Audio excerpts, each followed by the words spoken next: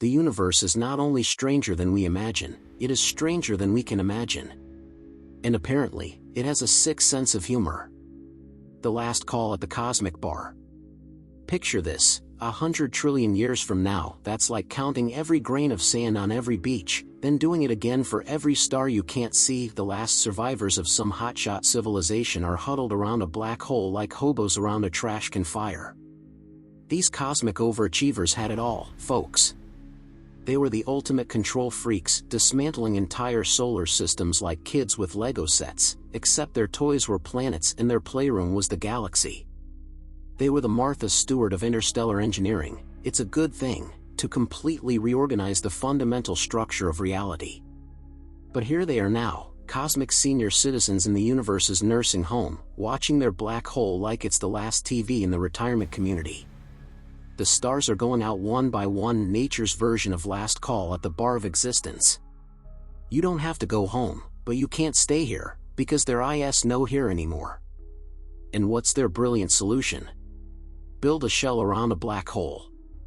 That's right, they're basically living inside a cosmic snow globe, except instead of fake snow, they've got genuine existential dread falling all around them. The speed limit of stupidity.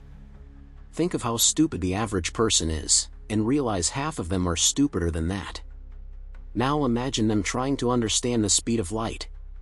So some Danish guy named Romer is sitting there in 1676, timing Jupiter's moons like he's waiting for a bus that's always late. Gee, these predictions keep getting worse and better. Maybe light is an instant? Revolutionary thinking there, ol'. It only took humanity until 1676 to figure out that maybe, just maybe, light doesn't teleport. 300,000 kilometers per second, that's the universe's ultimate speed limit. And we can't break it. It's like the cosmic equivalent of your mother-in-law's house rules, absolute, non-negotiable, and designed to make you miserable. But here's the kicker, Einstein comes along and says, hey, what if this speed limit isn't just fast? What if it's the same for everybody?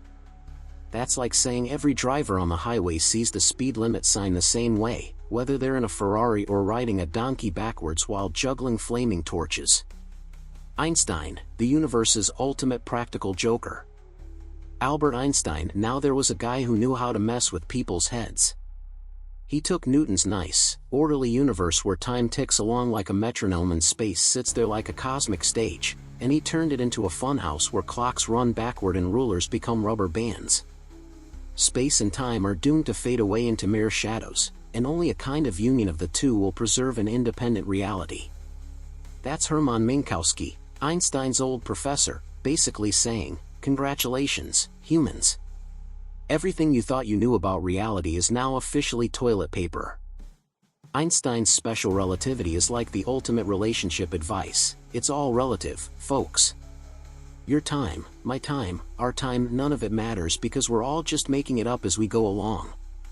It's like that friend who's always late to dinner and then insists their watch is right and everyone else's is wrong, except this time the friend is the entire universe.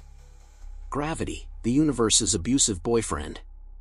Newton thought gravity was a force, like the universe was constantly playing tug-of-war with everything in it. But Einstein said, nah, gravity isn't pulling you down. Spacetime is just curved, and you're too stupid to walk straight. That's like saying you're not falling down the stairs are just enthusiastically rearranging themselves to meet your face. Same result, different excuse. Black holes are gravity's ultimate power trip. They're like cosmic bullies that eat light for breakfast and bend time like it owes them money. Near a black hole, time slows down so much that watching paint dry becomes a legitimate career option. Time, the universe's biggest scam. Time is an illusion. Lunchtime doubly so. Douglas Adams had it right, but he didn't go far enough. Time is the universe's greatest con job. We think we're moving from past to future like we're on some cosmic conveyor belt, but really we're just stuck in what physicists call the block universe. Imagine your entire life as a loaf of bread, and each moment is just a slice. You think you're eating the bread slice by slice, but really the whole loaf exists all at once. You're just too limited to see it. And entropy? That's just the universe's way of saying, everything you build will eventually turn to crap. It's cosmic pessimism disguised as a law of physics. Your coffee gets cold, your car breaks down, your relationships fall apart. That's not bad luck, that's entropy. The universe has a PhD in making things worse. The thermodynamics of human stupidity. James Clerk Maxwell invented this thought experiment about a demon that could sort hot and cold molecules.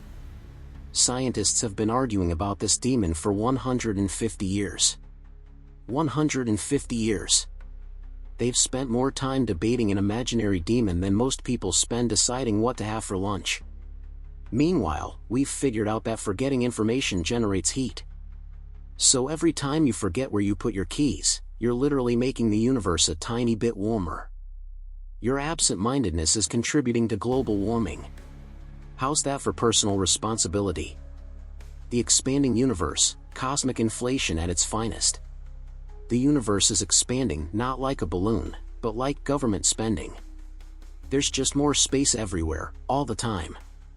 It's not stretching, it's not growing, there's just more of it. It's like the universe looked at human population growth and said, "Hold my beer." Galaxies are racing away from us faster than customers fleeing a restaurant after seeing the health inspector's report. Some are moving away faster than light, which should be impossible, but the universe doesn't care about its own rules. It's like a cosmic teenager, "You can't tell me what to do, Dad." Physics. Quantum mechanics, when the universe gets really weird. If you think you understand quantum mechanics, you don't understand quantum mechanics. Richard Feynman, being brutally honest about how screwed we all are. Paul Dirac tried to marry Einstein's relativity with quantum mechanics. The result? He accidentally invented antimatter. That's like trying to fix your relationship and accidentally creating your evil twin. "Honey, I was trying to make things better, but now there's an antimatter version of you that wants to annihilate the universe." Quantum field theory is the most successful theory in physics, which is like saying McDonald's has the most successful food. Technically true, but you're still not sure what you're actually consuming. The theory of everything, the ultimate MacGuffin.